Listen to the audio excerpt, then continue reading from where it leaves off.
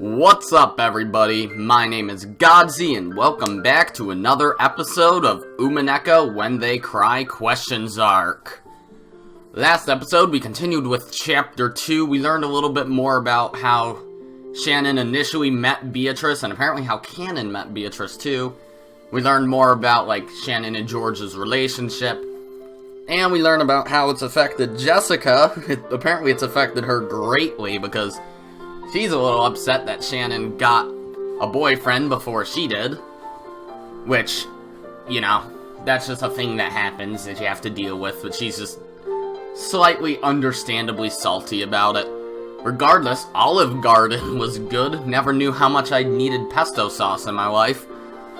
So, whatever.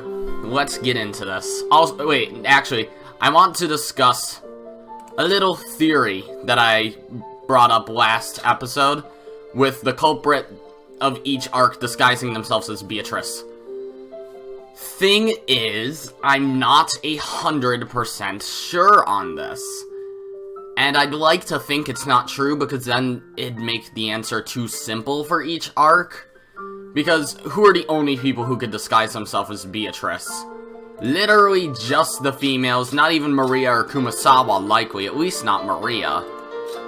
So, I'd like to think that the answer wouldn't be something like that. That would just make most of the characters not suspects, because there's 18 people here, and only 1, 2, 3, 4, 5, 6, 7, not even half of them would be viable suspects in this case.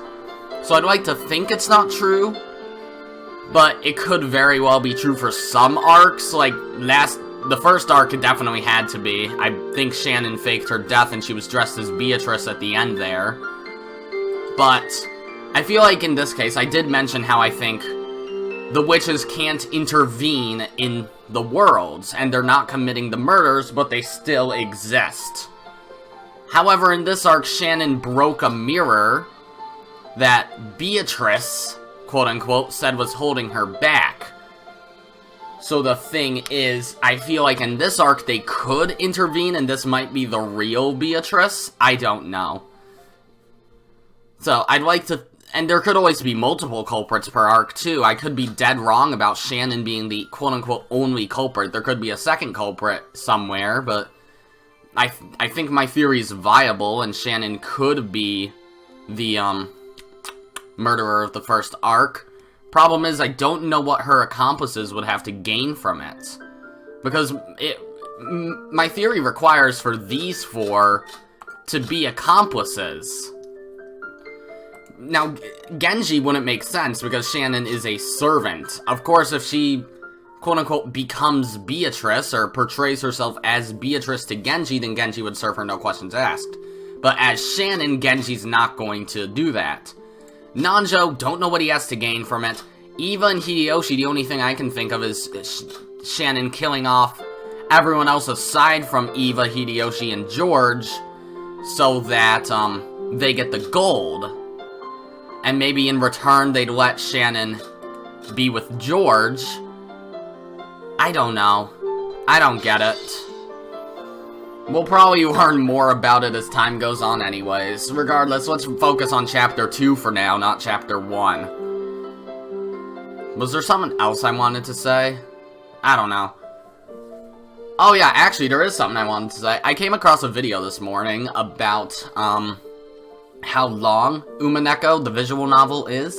And apparently it has more words in it than the entirety of the Harry Potter series. So, oh my god, we're gonna have more than 100 episodes of both Questions Arc and Answers Arc combined when I get around to Answers Arc, which means I need to finish Questions Arc. I don't know. Also, I'm undecided as to if I'm going to do this series every other day and rechain every day, or if I'm going to do this series every day as well as do rechain every day so I can get through Kingdom Hearts as well as Umineko faster. I don't know. We'll see. I'll decide eventually, because I might also play another game. I might just do Umineko every other day, another game every other day, and rechain every day. But we'll just have to see. Regardless, we're 5 minutes in. Let's actually get into the game. Oh yeah, also, sorry. I'm not using an outro anymore because for some reason my outro is bugged. So when I put it in Power Director, it has no audio. So I'll have to wait until I get a better editing software, which I should be able to get something like Filmora later down the line. I don't know how good Filmora is. I know Adobe Premiere is supposed to be like the quintessential editing software, but the thing is that that's something that it's a subscription service. If I could buy a license, that'd be different. But yeah, for the time being, I use Power Director because with what I make, I really don't have to use anything more advanced than Power Director. But if I want to start making, say, my seasonal anime preview videos a little higher quality, then I'd probably have to get something like Filmora, you know? But regardless, let's actually get into this, because it's been 6 minutes of me just bullshitting. Okay, clear throat, cardboard tube at the ready. Let's go. Her choice of words highlighted how much of a disaster this had been for her. Shannon hesitated over whether it would be safe to continue this discussion, but Beatrice continued on her own, ignoring Shannon. Yeah, I remember I ended in a pretty shitty place last time, but hey, regardless, it doesn't matter. After all, his contract did have a proper format and set of rules. Various procedures were mixed up, but, well, in deference to his enthusiasm, I graciously accepted it. Then I gave him a mountain of gold. And then the master used that gold and succeeded in business and grew his wealth into what it is today. Indeed, his talent in magic was minimal, but it seems he had a knack for business and gambling. Or perhaps it was due to the bravery and madness that led him to risk everything on unreasonable bets. Like Gintoki from Gintama, except smart. Hey, fuck you! That's not a good Gintoki voice. I don't care. Voice acting is difficult. Well, voice mimicking is very difficult. Madness sometimes acts as magical power. You see, if you look at it that way, perhaps it isn't quite fair to say he was completely lacking in magical talent. Shannon felt like she was daydreaming. While everyone in the Ushiromiyas, that's a typo. While everyone in the Ushiromiyas family knew the story of how Kinzo idolized black magic, summoned a witch, and received the gold, in actuality it was all rambling that no one believed in. And now Shannon was having this story confirmed by the witch herself. She felt a little flustered by this incredible secret that only she knew. Doubt it's only her. Once Kinzo gained his vast fortune, he could realize every dream that can be satisfied by objects obtainable in the human world. And in the end, he searched for the truth of this world. The truth of this world? The single element that makes up the world. Kinzo, who had gained everything one can obtain in the human world, searched for that, the final desire humans seek. The single element. Oh wait, that's not something Beatrice is saying. The single element. She seemed to remember the witch using that word before. When Beatrice saw Shannon trying to remember what that was, she laughed bitterly, waving her hand and saying there was no need to worry. I underestimated Kinzo just a tad. I truly didn't expect him to display such power. I am the most powerful goldsmith! Ah! And thanks to that, I'm in this state. I've been sewn in place on this island for several decades now, without even a friend to drink tea with. No matter whom I try to talk to, my voice doesn't reach them, and no matter where I go, I cannot do anything. Such boring decades. As she laughed in self-derision, she tapped her teacup with her finger. It made the light sound of pottery. The light sound of pottery, what? Shannon didn't know whether the word self-derision was really an accurate expression to describe the look on the witch's face. Do I need to look up what self-derision is? I don't care, actually. Shannon didn't understand everything, but she could more or less figure out the situation. And it was probably a topic that she couldn't press the witch on easily, not unless the witch started talking about it herself. To sum up everything she had said up until now, Beatrice, who had been summoned by Kinzo's magic, could not leave this island for some reason. And she had lost her power and her form, living her days in boredom. During that time, her words had reached Shannon, who never forgot to show sincere respect for the witch. And Shannon had helped the witch regain her power, if only a little bit. As a result, it was now possible for the witch to drink tea with Shannon like this. Shatter. Okay. Beatrice, what in the world was that mirror you told me to break? Oh, shatter! There it is! Ah, that. Long ago, it seems various things happened on the islands around this area. Because of that, malignant forces gathered here and began to draw in an evil distortion. It seems a traveling Eastern magician or something built a shrine for the repose of souls and sealed them in there. That in itself has nothing to do with me, but unfortunately, that magical power rested on a different foundation than mine. It created a strong interference with my magic, and was extremely bothersome. Is that how it was? And I just assumed it existed only to seal you, Beatrice. I was not its target, but it was a divine mirror. As a result, my power was sealed away. To use food as an example, maybe it would go something like this. Ooh, cool, it's an analogy I'll really like. Let's say the Western food I ordered is being made in the kitchen. However, when they try to set the table, the area for the guest seating is in the Japanese style with Japanese style dishes. I don't really understand the difference between Japanese style guest seating and Western style guest seating. Do you not just sit at a table and eat food? Only differences with chopsticks and occasionally on your knees at a very short table? I don't know. So the kitchen is unable to serve a plate that would be out of place, and no matter how long I wait, my Western food won't arrive. Something like that. So you destroy that Japanese-style guest seating, and return the area to a blank slate for a time. Okay, I thought you were going to use food, not restaurant etiquette. Thanks to that, the meal I had ordered was finally delivered, and my power came back, you could say. However, so far, only the aperitif has arrived. What's an aperitif? It will still be quite some time before the main dish. Oh, that's like an appetizer? As I am now, I'm even more fragile than a shoe store fairy. What's so amusing? Nothing. I just thought your metaphor was pretty funny. I never would have thought to use a story about food as a metaphor for magic. I thought it a rather skillful comparison, but I certainly didn't expect it to be laughed at. It is a good comparison, it's just funny still. I'm a bit offended. A slightly sulky expression rose to the witch's face. Is this part meant to, like...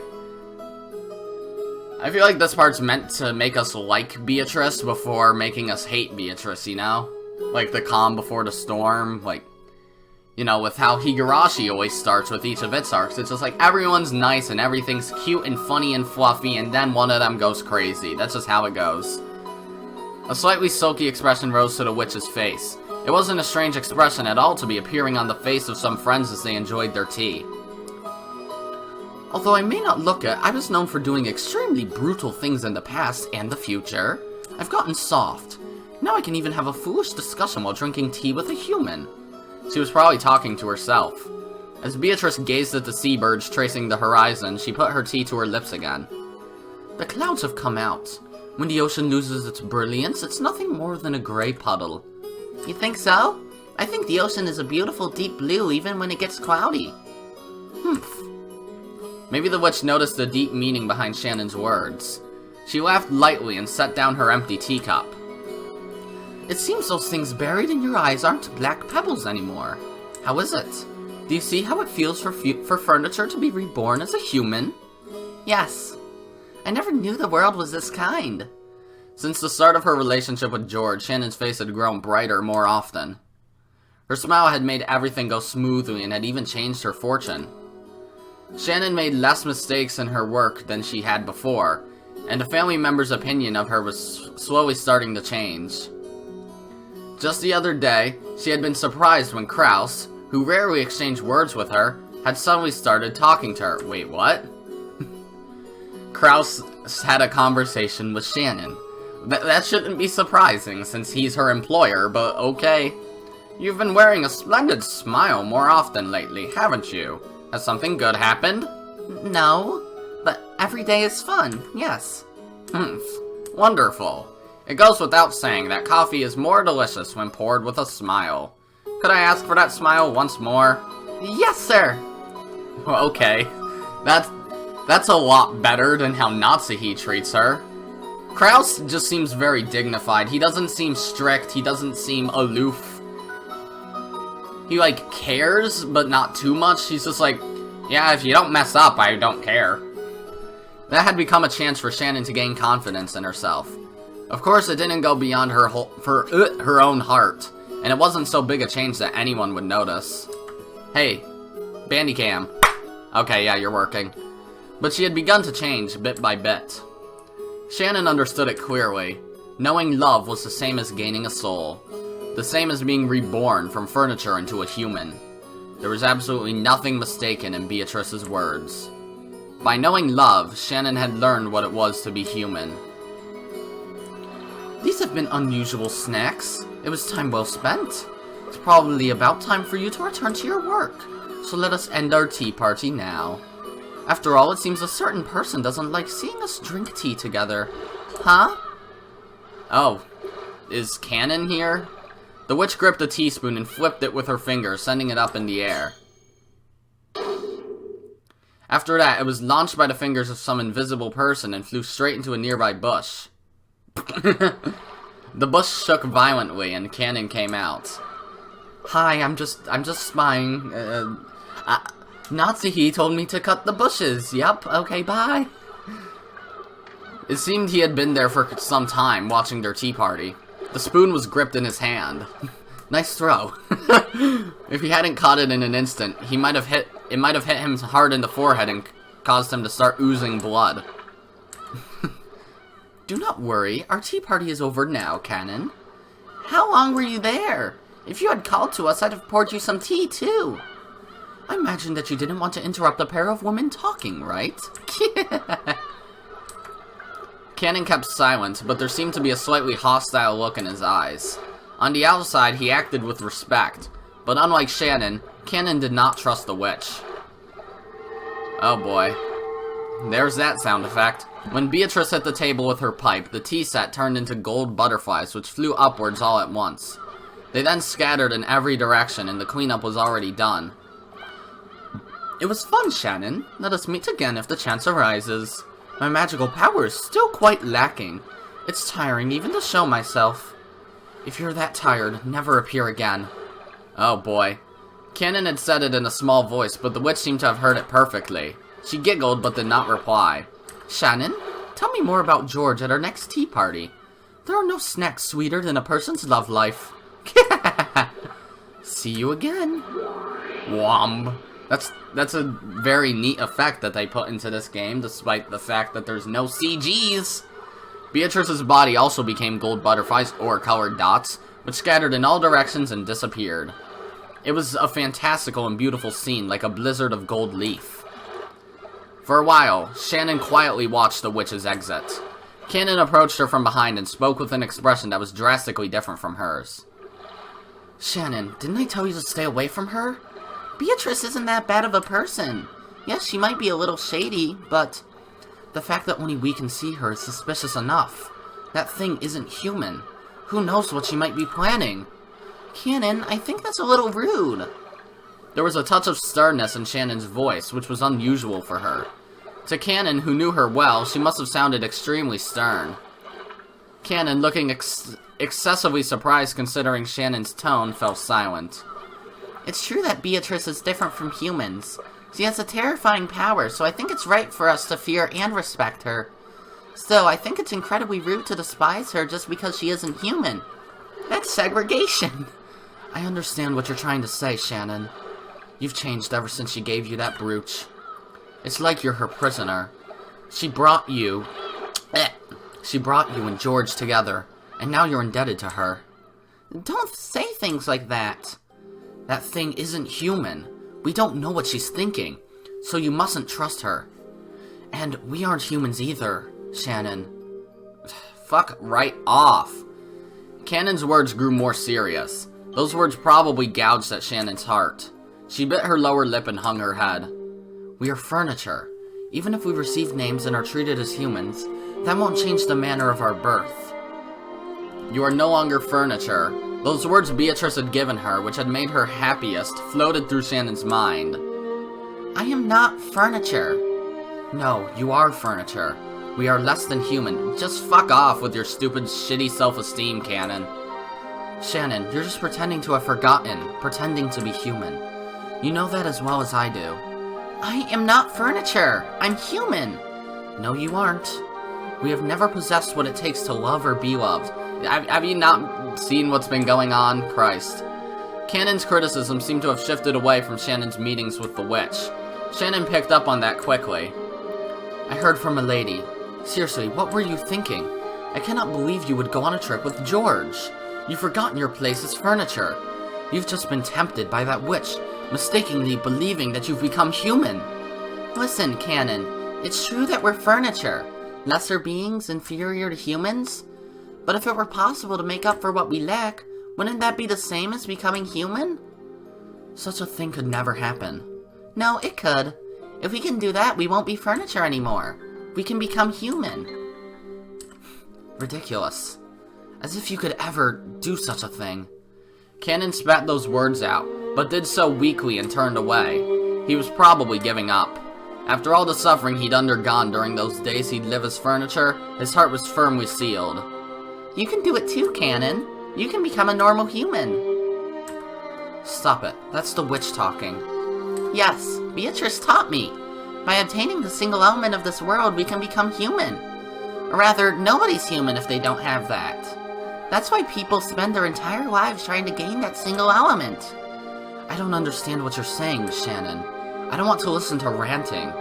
Then I'll teach it in a way even you can understand. Look, see what I'm pointing at? Shannon quietly pointed at the sea, towards the horizon. Canon didn't understand what she meant, and couldn't do anything except look between the horizon and Shannon's expression, which seemed to be posing a riddle. The sea. Canon, what color does the sea look to you? It was an extremely simple question. Also, sorry, had to breathe or clear my throat. I hate how I basically have rabies whenever I do this series because my mouth is always just watering. I don't know why. For a while, Canon tried to guess at the meaning behind it, but he couldn't think of anything, so he answered obediently. It's a hazy, dark gray color. So what?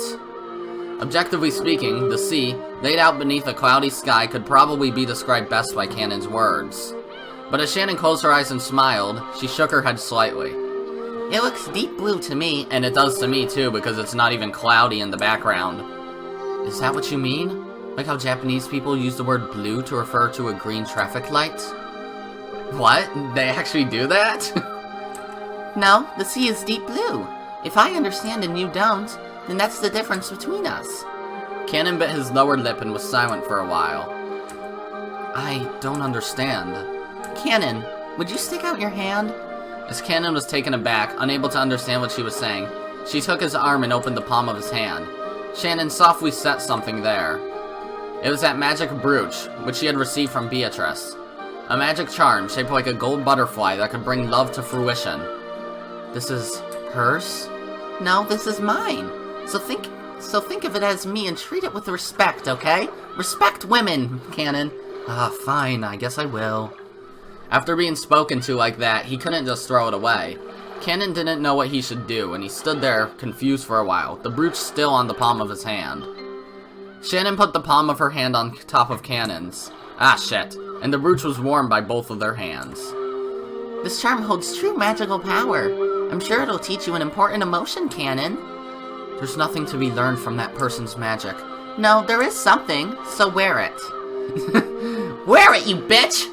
Okay, fine. I've never heard you swear before. It upsets me greatly. If that's embarrassing, I hear it's okay if you just hide it in your pocket. Ridiculous.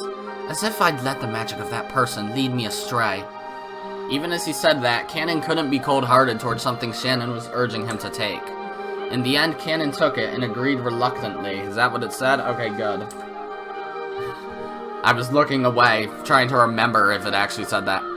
Saying he'd prove that he wouldn't surrender to the witch's power.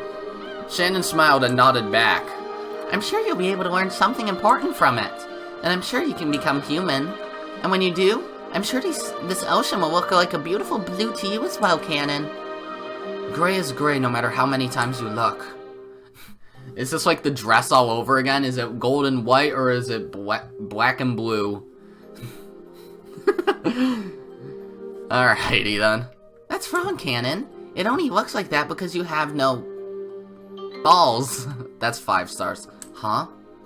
Because of the howling wind, he hadn't been able to catch the main point of what she just said. So Shannon said it once more, the single element of the world. She spoke once more of the world where it existed, where the sea was deep blue. I'm sure you'll be able to see a deep blue ocean too. After all, without love, it cannot be seen.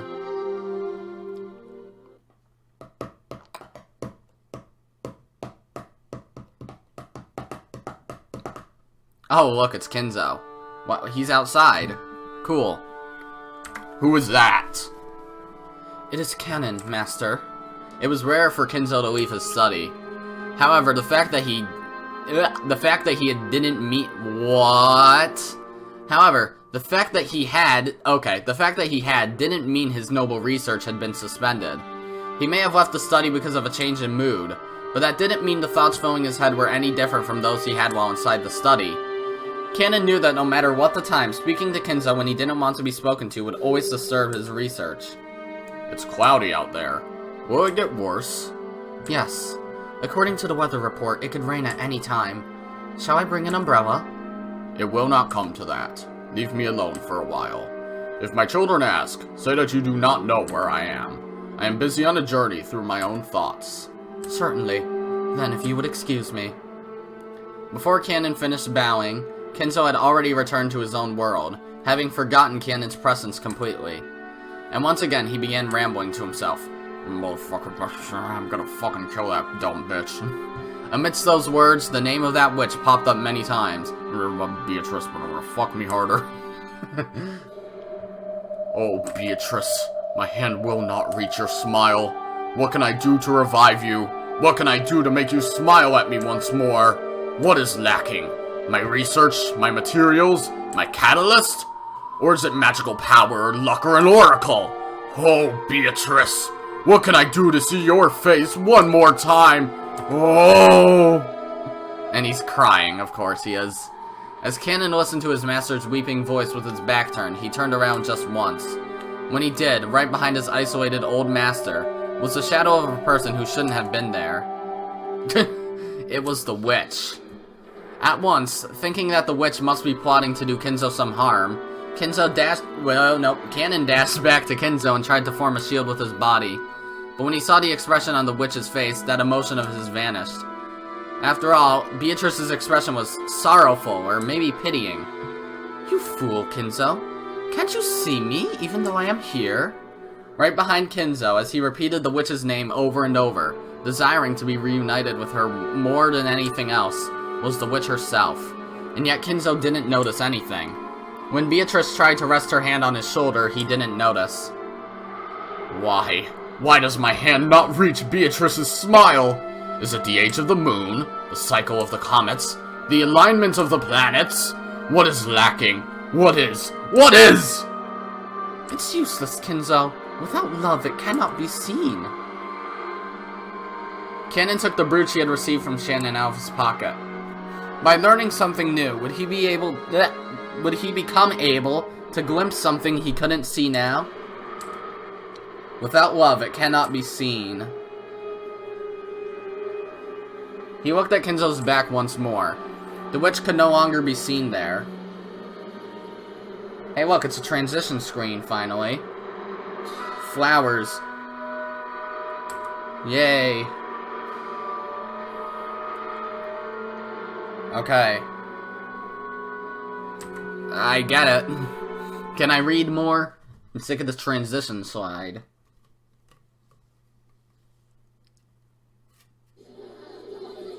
Oh wait. What the fuck is this? There's a lot of people talking.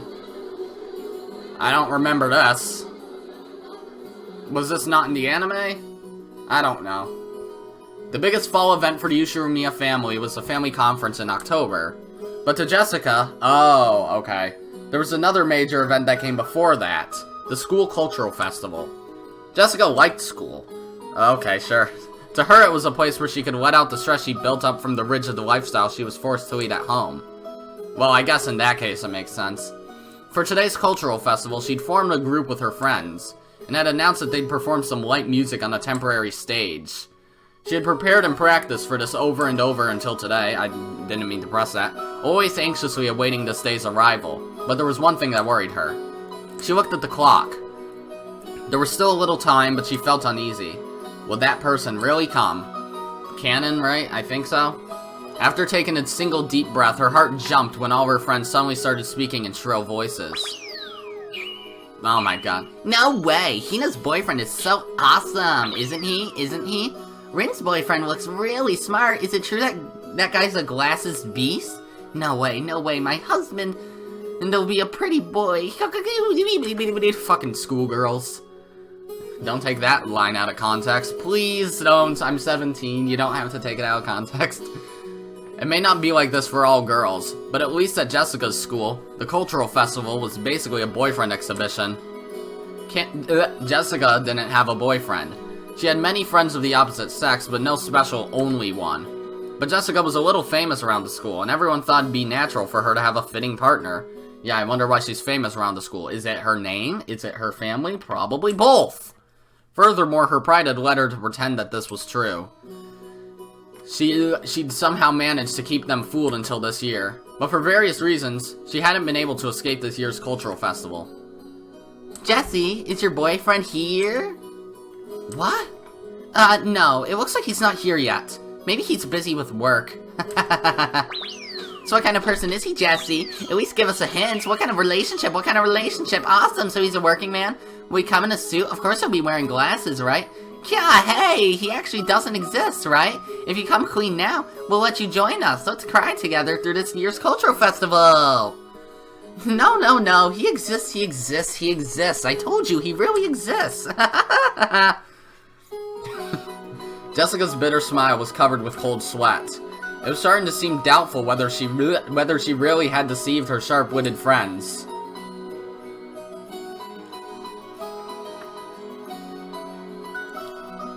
A flashback? Okay, then how about making a fake boyfriend and taking him with you? Fake? Who? I can't think of anyone who'd do that. Shannon's ridiculous plan surprised Jessica into hysterics. Even so, it was probably more realistic than the crazy methods running through her head about getting a boyfriend in the big rush before the cultural festival. For example, what about Canon? Canon? No way! Anyway, I'm sure Canon has work on the day of the festival, and I don't want to bother him. Of course, I've already checked the schedule. Canon is that day off. Well, why are you always so clever when it comes to stuff like this? No, wait! It'd be even worse if he's off! I can't pull him away from a precious day off just for my own vanity. If you don't pull Canon away, he'll always be shut away by himself. So I think it'd be perfect if you could drag him out of his shell. You think so? Oh my god. No, but I'd feel bad for him. Then I guess you're out of options. How about meekly confessing to everyone that you don't have a boyfriend? True, it might be terribly embarrassing, but you'd only have to endure it for the short and yet long time before graduation. To a pair of lovers, there's no sweeter honey than the face of a single person with an inferiority complex. Star. Shannon! You aren't really worrying for my sake, are you? You're teasing me, right? Of course they are. Jessica wrestled about with Shannon, her eyes teary. But Shannon was unfazed, laughing with her usual smile. Yes, this is to get you back for making fun of me and George all the time. Listening to Shannon's comeback, the likes of which didn't happen even once a year, Jessica hugged her cushion and rolled around on her bed, pretending to faint in agony. She couldn't stand Shannon's smile, which looked so triumphant. Dronesis is now playing Team Fortress 2. But right now, she was the only person Jessica could talk with. She could choke her to death with her cushion later. Is it really so bad, milady? It's a cultural festival, but it's also a chance for you to have fun with Canon. No, that may be true, but no. Jessica buried her head in her favorite pillow to hide the fact that her face had grown bright red. and she grumpily chewed the fingernail on her thumb. It really was a reaction to be appreciated. Shannon and Jessica were of about the same age, of the same sex, and friends. And they were both right in the middle of puberty. They could never talk enough about love. The middle of puberty is apparently 18. Sure. That's why they could talk freely about these topics to each other. So Jessica had heard a lot about how Shannon and George's love was progressing, and Shannon had heard a lot about what type Jessica liked, what kind of man she might be interested in. Judging by Jessica's reaction, it'd probably be rude for us to go into precisely what these things were. However, this story won't get anywhere if we just have Jessica rolling around forever, so let's dive in. Jessica had been thinking about Cannon ever since he'd shown up. It was extremely rare for young men to visit Rokkenjima. So maybe it was natural for Jessica, a girl in puberty, to develop an interest in Cannon. But if anyone said that, it would destroy the romantic ideals of a maiden's pure heart and love at first sight. Shannon had been with Cannon a long time at the orphanage, so she'd known him since before they started working. So Jessica had asked persistently about what his hobbies were, what his favorite food was, what type of girl he liked. Even to Shannon, it was clear that Jessica was infatuated with Cannon. Come on, isn't this a good chance to take Cannon on a date? But Cannon might also have someone he likes, so wouldn't he take it badly if I made him go with me just to show off? People who aren't honest with themselves, like you are... What was that word I learned from George? That's right, I think it was Sundora. Okay. Apparently they'll be all the rage in a decade or so. That's a good one. That's a really good one. Wow, George sure is incredible. Managing to foresee future trends like that. Awesome. And he's not wrong either, Christ. They're still ridiculous nowadays. Well, not to the same extent as they were maybe 2 or 3 years ago, but still. Awesome. No, wait. Are you saying I'm living in the wrong decade? Wow, I give up! Okay. It took several days of wasted efforts, but in the end, Jessica agreed to the plan of having Cannon pretend to be her boyfriend. Yeah, I definitely think this chapter's been a little less detailed with its exposition so far, so that's a good thing. Yes, milady, did you call me? Jessica regretted calling out at such a bad time. Cannon always looked sullen, but he had had some bad days and some better days. Unfortunately, this reaction was the former. No, All that confidence and effort she'd built up practicing in front of a mirror all night was wiped out in about 5 seconds. Jessica turned bright red and hung her head. When he saw that, Cannon sighed. Jessica thought that he was exasperated with her, and her face went pale. I heard from Shannon. This is about having me go with you to the school cultural festival, right, milady? Huh? Ah! Nice one, Shannon. I mean, yeah. That's right, but, do you have any plans that day? I was strictly ordered by Shannon to work specially for you on that day, milady. I have never been to high school, so I don't really understand, but I hear it's a place where girls can be shamed if they don't have a boy with them. And I was given special orders to see to it that the daughter of the Ushiromiyas family is in no way inferior to the common people. Shannon, I'll beat you to death later! Jessica kept yelling with a strange voice and a broken smile, like a tea kettle filled with boiling water. As Cannon watched this, he sighed again. Cannon wasn't an idiot either. He fully understood what Jessica intended by inviting him. But to be honest, playing along with Jessica's love game seemed like it'd be nothing more than an annoyance to him. Christ, Cannon, you're so rude. However, Shannon had asked him over and over. He was deeply indebted to her, so he couldn't refuse. And that brooch was in his pocket. Could this strange turn of events have been brought about by the magic power residing in this brooch? Ridiculous. But he remembered what Shannon had said to him that day. I feel like a lot of the characters have catchphrases. I mean, Maria obviously has, ew, and all that shit, which I haven't said that in a fucking, 3 episodes? Yeah, she was in episode 16, wasn't she? I don't remember. The one with the tea parties. Yeah, she definitely was. And, Batwer's just it's useless. It's all useless. And Kyrie's just spin the chessboard around, and Batwer steals that catchphrase whenever she dies. And I guess Cannon's just ridiculous. And Kenzo's just all oh, Beatrice! And I don't think anyone else has a catchphrase, do they? I don't know. Nazi, I have a headache. And Rosa, Subway! Nope. But he remembered what Shannon had said to him that day. Could Shannon see something he couldn't? I don't understand Shannon's feelings. We are furniture. As if we could ever become anything more. It was a truly odd exchange between Jessica, who was still rambling on in a strange voice, and Cannon, who sighed deeply. But he accepted because he's a servant, and he's just like, yeah, I'm furniture. If you want me to go to a fucking high school, I guess I will. Jessie, someone's here, didn't you hear? Huh? Sorry. Who is it? As my friends all gathered together, they were looking this way with hard-to-describe expressions, whispering to each other in small voices that weren't small anymore. My attempt to play dumb felt pretty transparent, even to me. New Cannon, New Cannon, no, it's not the person. The C-A-N-O-N. It starts with a C, not a K. New Cannon, Jessica goes to the same school as the girls from Doki Doki Literature Club. Did I really just say sorry, who is it? Like, I don't know who just showed up. Ah, it's useless, it's useless. Ah, it's useless, it's all useless! My mind's going blank.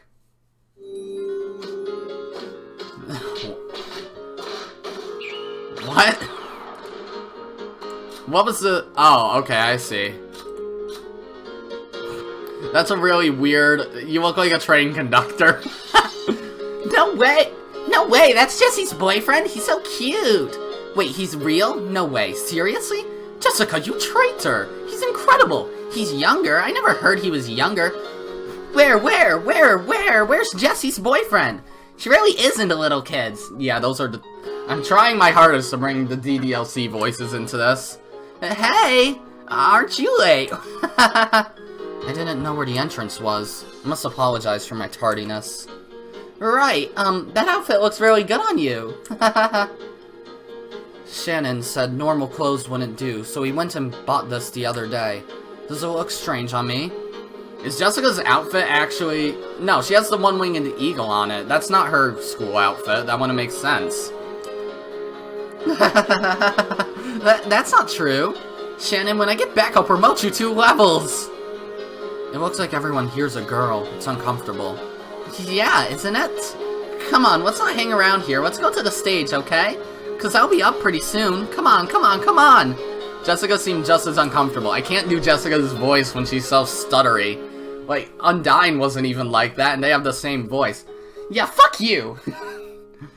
Who was that? Was it Jessica or Undyne? Find out next episode on Dragon Ball Z. It looked like being bathed in everyone's interested gazes was hard on her. When he saw Jessica's appearance, Cannon thought he might have made things difficult for her by coming. I get the feeling I'm getting in the way. Am I being a burden? I told you, no way!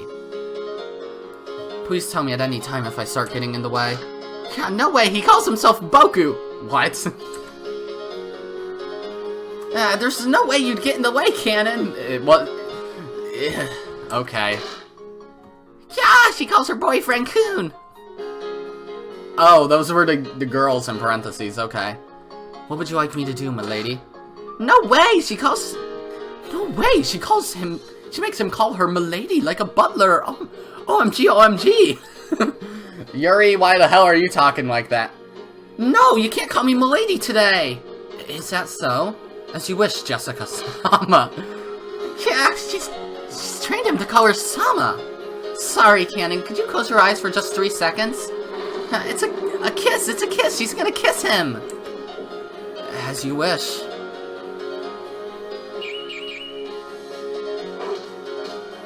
Bang, thunk, bam, bam, slam, crash. By the time Cannon opened his eyes, a horrible tragedy had occurred in the room. Everyone had been driven into the walls, their arms and legs outstretched. If you do that one more time, I'll reset the fucking game, okay?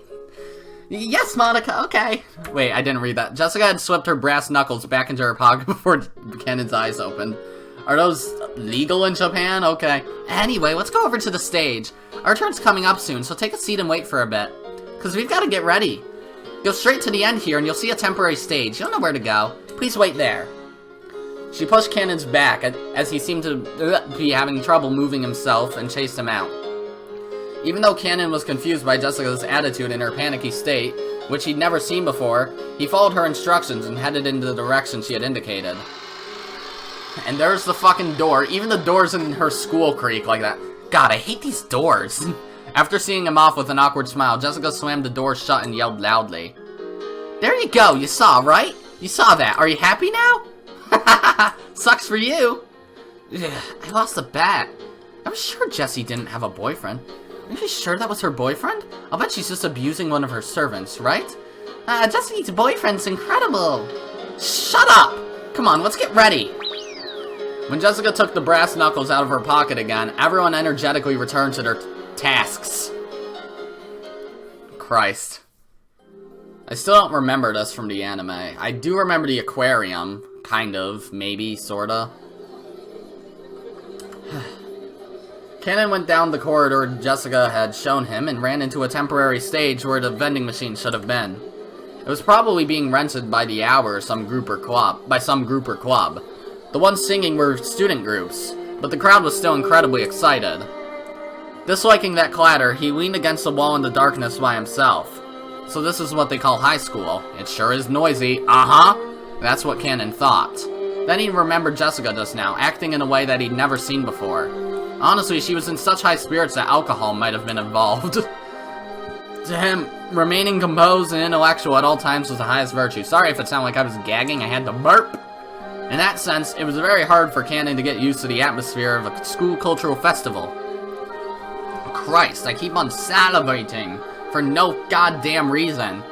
He had a responsibility to report everything he saw and heard to the master. So he also had to report about how Jessica had acted without restraint earlier. At the very least, it was not fitting for the daughter of the Ushiromiyas head family. The master, Kraus, and especially Natsuhi, will probably be angry. If I am to report it in a way that protects Milady, should I blame it on inappropriate school friends? What was all that? So stupid. Cannon thought back on how Jessica had acted earlier and sighed again. He could understand Natsuhi's headache a little now. Come to think of it, Natsuhi, as the president of the PTA, was supposed to go to an informal gathering after attending the ceremony in the gymnasium. She said she wouldn't be able to see Milady's performance, didn't she? That's probably for the best. Crowds certainly are unpleasant. What in the world is going on? Several female students keep glancing at me. It seems they're all whispering the same things Milady's school friends said, and it's truly unpleasant. Come to think of it, didn't Shannon warn me? If you walk alone at something like a school festival, you'd better watch out, because lots of strange people will come and talk to you. Excuse me, are you all by yourself? Just as expected, a group of girls I never met started talking to me. Their stares started to make my back tingle. Didn't she tell me some magic words that could chase them off in times like this? Sorry, I'm with someone. Oh, really? I'm sorry. It worked. Instant reaction. Well, that got rid of them, but it hasn't really changed the number of people staring at me. No, it's that kid. That's Jessie's boyfriend? No way, it's that kid? I can't believe it. I was sure he was fake. Isn't he cute? So he's younger? Lucky Jessie. There's no way I'll ever come to a place like this again. Cannon sighed for about the zillionth time that day. When he did, the lighting changed, and the standing audience started cheering. He looked around and realized that there was suddenly a large group of people there. And unlike earlier, they were mostly guys. With this huge crowd, he couldn't even see the stage. Fortunately, there was a fallen beer case nearby, so he tried using that as a footstool. When he did, he realized there was now a new group on the stage. Their leader is Milady. She's changed into stage clothes, and she's even holding a guitar. I didn't know she could play. Then again, maybe she can play. I've never seen her practicing air guitar before. Natsuhi wouldn't approve of any hobbies outside of study. Fucking rude. You're not allowed to have friends or do anything aside from read books. That's mean. Don't do that, Natsuhi. Maybe she was always practicing in secret. Come to think of it, she's been returning really late from school recently, hasn't she? Maybe she's been practicing at school, far away from Natsuhi's prying eyes. It really is for the best that Natsuhi didn't come. If Milady were to get scolded by Natsuhi after putting so many hours of practice in, she'd probably be dejected. Yeah, and that would just be fucking rude. Jessie-sama? Sure, I don't know who was saying that. I doubt it was Cannon. Everyone, thanks for gathering here today. I could hear Jessica's forceful voice through the speakers. Christ, the music's getting loud and orchestral. This is definitely a remix or redone version of one of the other songs in this game. Jessie? Maybe that's her nickname at school. The students in the audience kept calling out that name. I'm a little offended by that crude name. It's inappropriate for a milady. Jessica was in such high spirits as they kept shouting Jessie. Everyone here was probably a fan. Her mic performance picked up on that and electrified them even more. It was almost like a music program on TV. At first, he'd thought this was all silly. Wait, I'm still talking in Canon's voice. At first, he thought this was all silly, but that feeling had changed into appreciation. It was incredible in its own way. Canon never listened to music of his own free will, but he'd often heard the kind of music the Ushiromiya family liked. Since it was almost all classical, Canon had naturally taken a liking to that kind of music. So to Canon, the song Jessica sang was, how should you say it, extremely colorful. In any case, if Natsuhi heard it, she'd probably faint. Rock and roll! Ah! Oh my god, it's an actual cutscene?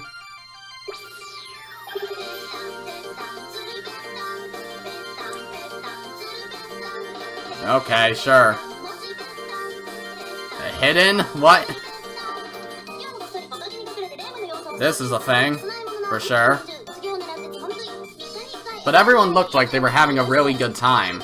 Some die-hard fans who had even brought pen lights, sang along and danced crazily with the same movements, almost as though it had been planned ahead.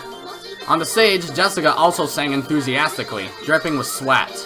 He couldn't find a single element that was appropriate for a daughter of the Ushiromiya family, but it looked like so much fun. Jessie! Jessie! Jessie! Wait, what? Wait. Again today, behind me, the sound of footsteps. Oyashiro is stalking me. Curses this... Again today, behind me, the sound of footsteps. Oyashiro is stalking me. Curses, disappearances, sacrifices, torture. Oh, Mikakushi. Does that make a good snack? Don't say Marissa! Marissa? That's definitely a Higurashi reference.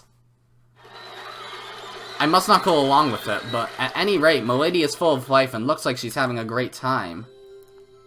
As I watched Milady enjoying herself, I thought, could this be Ushiromiya Jessica's true nature? Don't I know better than anyone that during her life on Rokkenjima, she's had no choice but to kill her sense of self? So the time she spends not as Milady, successor to the Ushiromiya family, but as a single girl called Jessica, living life to the fullest, must be very important to her. I've worked close to Milady, seeing her in all seasons, and I thought I knew everything about her. Ah, I just hit my mic, I'm sorry!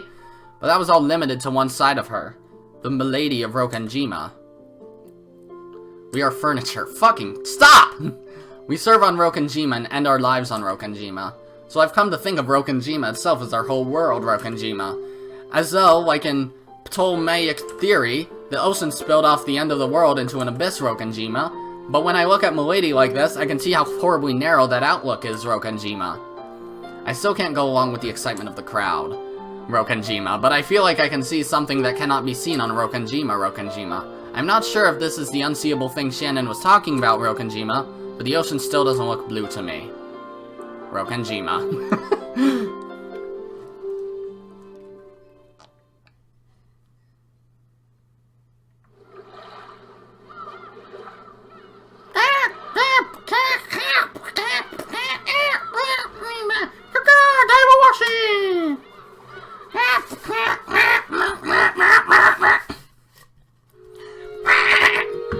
What the fuck are you doing here, Donald? I'm gonna fuck you up right now, boys! Wasn't the cultural festival at Jessica's school today? How was the principal doing? He seemed to be in good health. That's right, Diet member Takamiya was also there. Diet member? He said to give you his regards. Busy as usual. It appeared so. That person is also very energetic. Oh, and I believe President Emoto also made an appearance. Naturally, the topic of Jessica's cultural festival came up at dinner. School events often became social gatherings for local volunteers. It was the same for the Ushiromiya family, who were celebrities around here. Natsuki remembered the name of one VIP after another at that social gathering, telling Kraus the news about them. Jessica didn't really have any interest in that discussion and rudely slurped her pumpkin soup. Pumpkin soup? Milady? Perhaps you ought to take more care with your manners. Aren't you the butler, not the actual person in charge of her? Yeah, sorry about that. Jessica, how many times must I tell you to watch your language? She didn't even swear. She said, yeah, sorry about that. Yes, ma'am. Jessica answered, discouraged. When he saw that, Kraus smiled a little and paused his conversation with Natsuhi. How was the festival for you, Jessica? Huh? Well, it was okay. I was watching. You did an excellent job. Huh? Well... Jessica's face turned bright red. Wait, really? She probably hadn't imagined that Natsuhi would actually come to see her on stage. She felt a mix of happiness and embarrassment. She probably didn't actually see it. She probably means something else. Actually, she hadn't really wanted her mother to watch, since she didn't want to be told that her music was inappropriate for the Ushiromiyas family. But it certainly didn't make her unhappy to hear a parent say she'd done a good job after watching her try her best. Jessica acted with both composure and dignity, fitting behavior for the student's representative. Yeah. Yeah, I figured. The smile that had been there until a second ago crumbled like sand. Jessica immediately realized that her mom was talking about something different. Go figure. Jessica was also the school's student president. She had no interest in doing something so annoying, but her parents had been pushy, so she grudgingly accepted. Unfortunately, she was popular at school, so she won the election easily. So Natsuhi was praising her for the student council sponsorship ceremony at the beginning of the cultural festival. Actually, she had just carried that out half-heartedly. After that, she immediately met up with her friends and held a stage rehearsal for the rest of the time. Didn't they say how her grades aren't exactly great? If she's her student council president, school student council president, you'd think she wouldn't be allowed to, even run if she doesn't have really high grades, but that's not even the case in my school. Granted, my school is shit. It has a 4 out of 10 on great schools, so...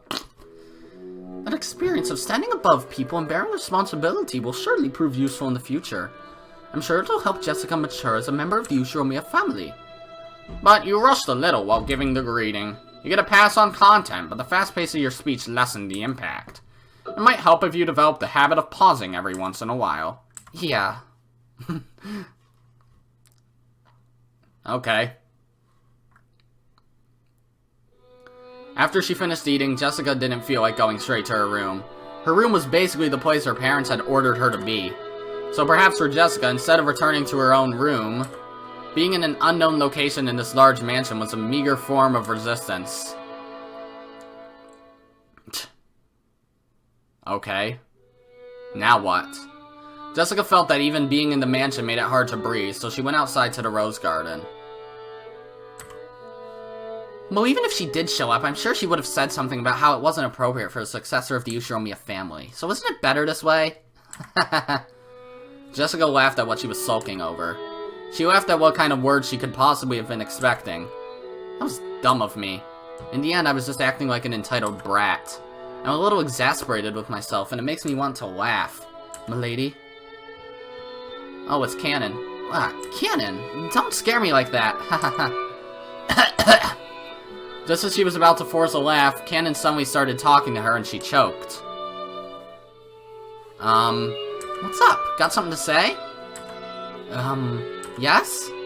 Jessica's expression became the one she always wore when looking at Canon. The listless Jessica from a second ago was gone. If he had still only known Jessica as the eventual successor to the Ushiromiyas family, as he had until yesterday, he might have mistakenly thought that Jessica's mood had sprung back to normal. But that wasn't right. He now knew a part of her that he couldn't have seen until yesterday, so he understood that there was no way Jessica actually felt the way she appeared. Oh, about today's cultural festival, well, thanks for coming with me so I could show off. You saved my butt out there. That song. You were really good. What? Really? You're embarrassing me. Even though she had heard the words she most wanted to hear, Jessica acted shyly and couldn't accept them openly. I cannot sing, and I don't know how to play any instruments other than the harmonica and the recorder, which I learned in elementary school. So I simply assumed you were the same, milady. At the time, Canon had never felt as though he'd been looking down on Jessica in this way. But all the people he'd seen playing special instruments were on the other side of the bronze tubes in the TV. At the very least, he'd been under the impression that it'd be impossible for Jessica. I am furniture. so I didn't believe there was any need to sing or play instruments. But I'm not sure anymore. Seriously, Canon, enough with that I am furniture business. That's like a proper attitude you servants are supposed to have, right? Servants are supposed to be like living furniture. Genji says it a lot. It isn't just a proper attitude, because we really are furniture. I know the kids from the Fukuin house receive assistance from grandfather in various ways, and I realize how grateful you are for that. But it's a bit cruel for you to have to call yourself furniture just because of that. We're all human, aren't we? Canon, when you saw me singing, what did you think? It looked like you were having a lot of fun. I don't think that's true. Huh? You didn't just think it looked fun. You were envious, weren't you? That's not... Canon probably hadn't noticed that emotion himself. Most likely, Canon saw something he'd never seen before, learned about it for the first time, and felt envious. And to trick himself out of that emotion, he'd called himself furniture over and over. I know I'm a successor to the Ushiromiyas family or whatever, and while I'm sure there will be a lot of annoying stuff to do from now on, as far as that goes, I can't do anything but give up since I was born under an unlucky star. Probably, just like you had to live at the Fukuin house, I don't have a choice either. I couldn't choose the stars under which I was born. That may be true. But there's one place where you and I are completely different. You know what that is? I am furniture and Milady is not. He was about to say that, but stopped. I do not know. Canon, you decided that your fate determines everything about you and you gave up. But I can't accept this kind of fate, so I do the best I can. So while there's still the rigid and cornered me that's gotta stay as the daughter of the Ushiromiyas family, I've created another me that can do what I like to the fullest. Another you. Yeah. Wait, yeah. Canon, you've been instructed to say, because I am furniture. I'm sure you've gone through a lot of tough times just because of that. I think that's really unfortunate. But the idea that your entire life will be decided by that alone just seems sad to me. You know, it's always possible for people to create another self inside them, a self that they can truly grow to like. I'm not talking about escaping from reality, okay? When I'm that other self, I can really feel like I'm living a great life. So no matter how constrained and boring everyday life gets to be, I can always live on without suffocating. I think that's what it said. To make another self inside yourself that you can truly grow to like. To make another me, one that isn't furniture. Through a relationship with George, has Shannon given birth to another self that isn't furniture? And did this other Shannon see something that cannot be seen by furniture? That's right. That's right, well, I don't know anything about your private life, Canon, but I can sort of guess your private life probably doesn't exist at all. Am I right? Canon couldn't reply, but that was answer enough. He had no concept of a private life. So Canon would always be Canon. So furniture would always be furniture. Canon isn't your real name, right? In the Fukuin house, new graduates would be given new families and a new life, and so they were also given a new name. And in his case, that was Canon. Certainly, this name of mine may be a temporary thing. Before, he had thought of himself as Canon and no one else, but he remembered. There definitely had been another self that wasn't Canon, but that was far, far away, beyond the distant fog of oblivion. So even for you, it should be okay to have times when you're Canon and times when you aren't. Maybe when you act as a servant, that Canon calls himself furniture and strictly limits his own will. But when you aren't Canon, I think it's okay to live much, much more freely. Those words definitely weren't just lip service. Jessica had also been like this in the past. She had cursed her own birth into an environment different from all her friends at school. Only she had been in a heavily constricted environment, forced to learn all sorts of things, and she had even been told whom she was and wasn't allowed to play with. It may have been sad, but she'd given up, resigning herself to the fact that she'd been born under that kind of star. But one day, Jessica stopped giving up and surrendering. Stuff like Ushiromiyas family customs and pressure didn't matter. She created a real Jessica inside herself, one who could do what she really wanted to do. You know, I go by the nickname Jessie at school. When I'm Jessie, I live life honestly and to the fullest. And because of that, I can do my best when I'm Jessica, too. Would it really be so bad if you could also have times when you're Canon and times when you're, your real name? When you aren't Canon, can't you try becoming another self that you can like? A time when I am not Canon. He'd once thought of his real name as being completely meaningless. What is his real name? He looks like a Kaiba. Haha, he's the Yu-Gi-Oh guy. Because of that, he'd thought that canon summed up everything about him. And now Jessica was telling him to create something new, another self that wasn't canon. Canon, if you don't mind, tell me, what's your real name? He was silent for quite some time. Maybe Canon's real name had risen to the tip of his tongue. After hesitating for a long time over whether he should say it, in the end, he swallowed it back down. I forgot. My name doesn't matter anymore. Those words contained a faint rejection. No matter what kind of real name I had, the only truth now is that here I am canon. The past has nothing to do with anything. The materials with which furniture is made, be it a trunk of a tree or otherwise, are meaningless in the end. I told you to stop that! You aren't furniture, you're human, right? I am not human. Canon clearly voiced his refusal. Christ.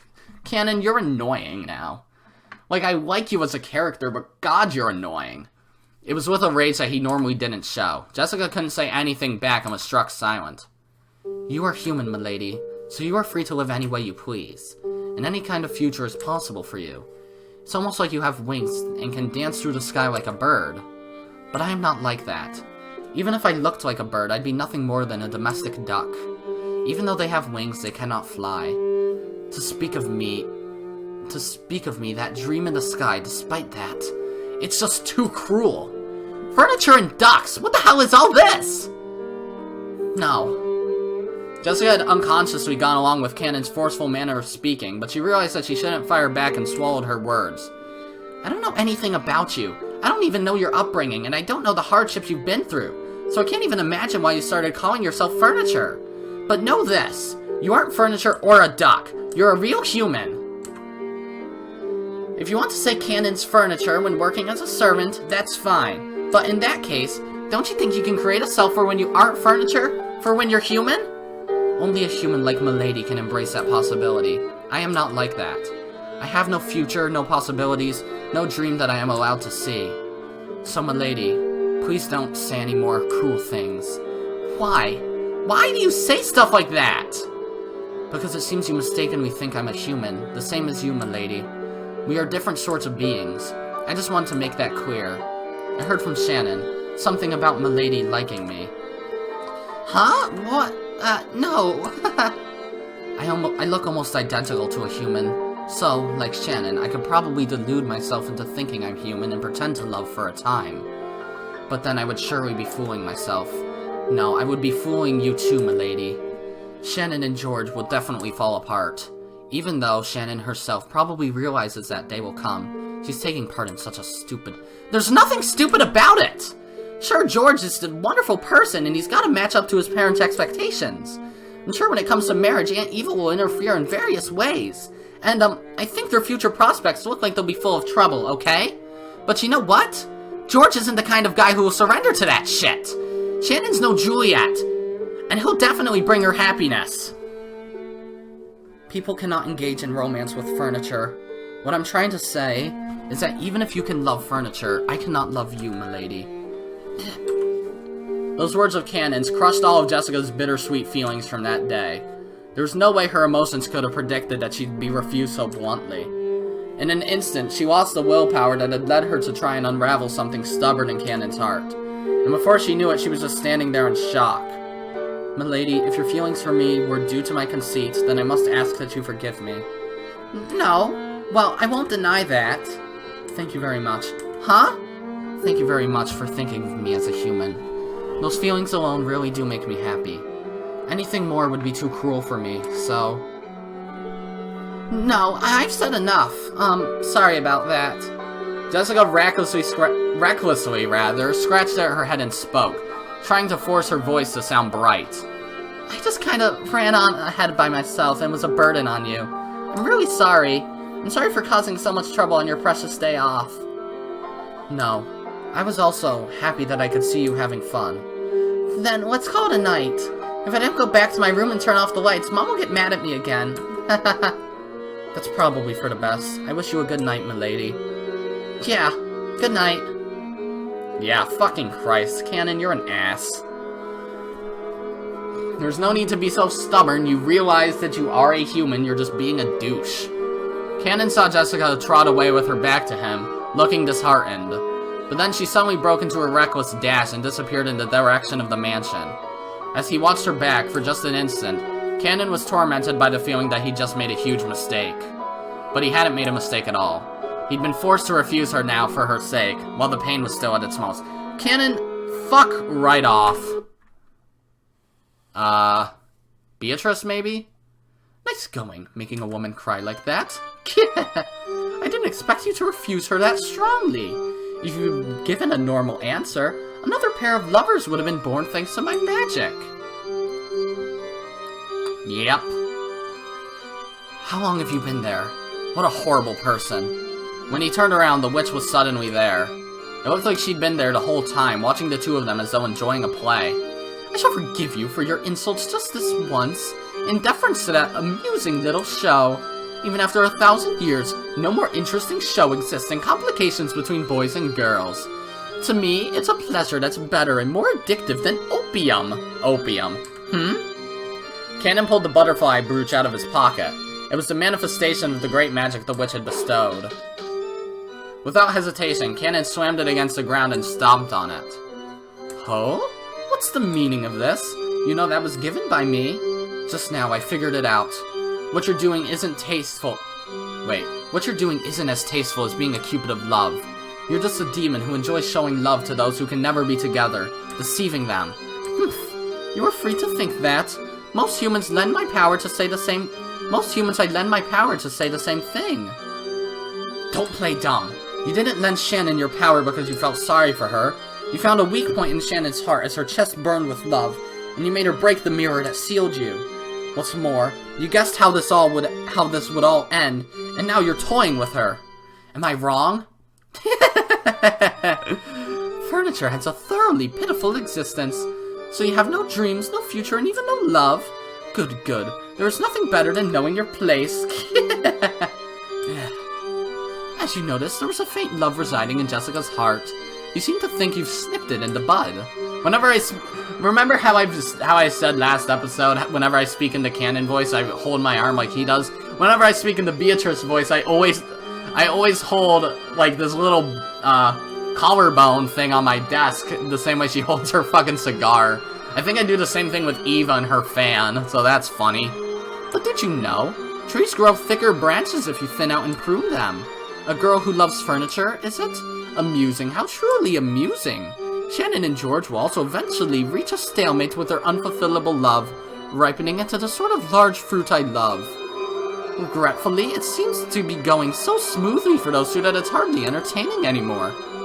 But on the plus side, it seems the two of you will amuse me to no end. The witch laughed. Even though she had known the two of them could never be together, she had lent them magic to bring them together. However, they couldn't escape the fate that prevented them from ever being truly joined. The witch knew that. Even if they were joined, Shannon and George, Cannon and Jessica would eventually break up. They would wander through an endless desert in this hell of love, tormented by an eternal thirst. What, did you think I'd lend you my power and ask for nothing in exchange? I'll gladly assist the pair in love. And in exchange, I'll enjoy watching the cruel fate they'll eventually meet. I've never come across a better show, not over the course of 1,000 years. Oh boy.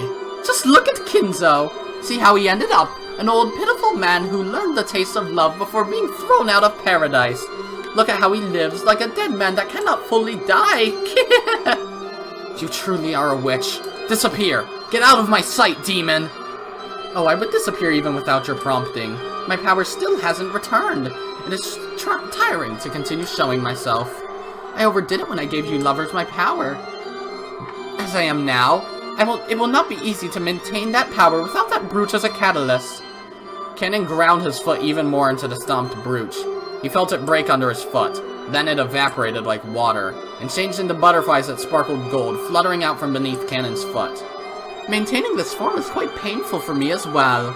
I will hide myself for a time, just as you desire. My magical power will rise as surely as the moon in the tides, and eventually a fitting time will come for my revival. I know not in the slightest whether that will be tomorrow, next year, or even 100 or 1,000 years in the future. But as long as there are those who entertain me, I will surely gain power and revive.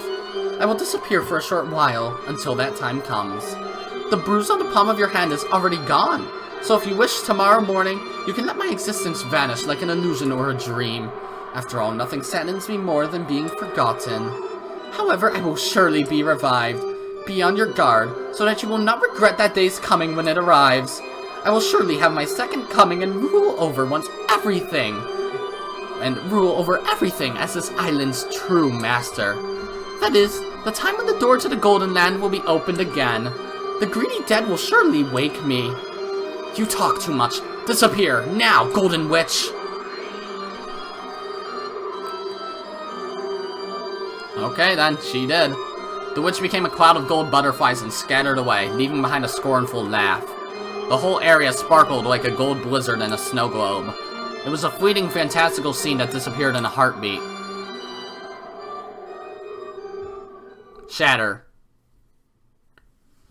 Alright, this might not be the greatest place to end, but I'm ending here, okay? So, that was a longer episode, an hour and 15 minutes, as opposed to just an hour or 55 minutes. I try to go for 55 to an hour, but that just doesn't happen sometimes because there aren't good stopping points.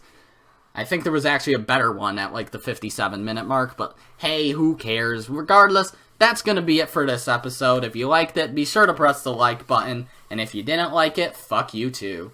Remember to subscribe, follow me on Twitter, and hit that notification bell to stay up to date on all my videos and stuff. And as always, my name is Godzi, and I will see you all next time. Goodbye!